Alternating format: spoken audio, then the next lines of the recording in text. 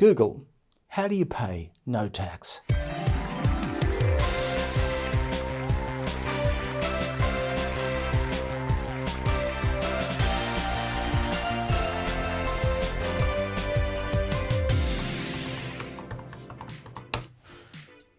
Google, what's the scam? $5.2 billion in revenue last year. How much tax did they pay?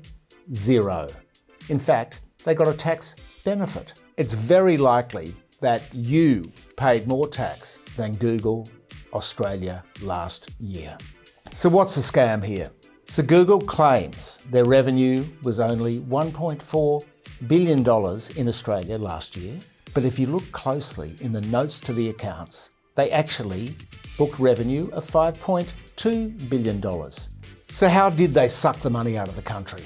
$3.8 billion raked out in service fees to foreign associates.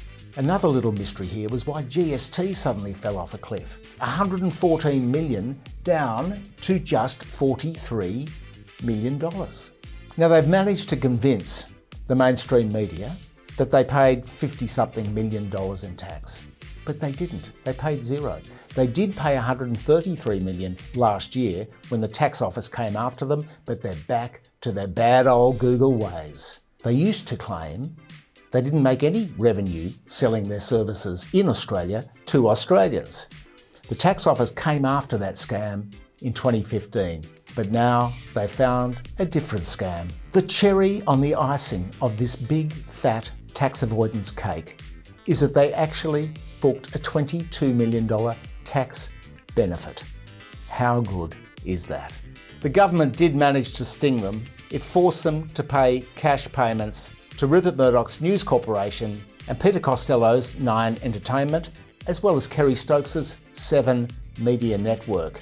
Instead of tax, they're paying the government's media allies to keep them alive and keep them on side. Very important as we build up to the next election, perhaps as early as this year.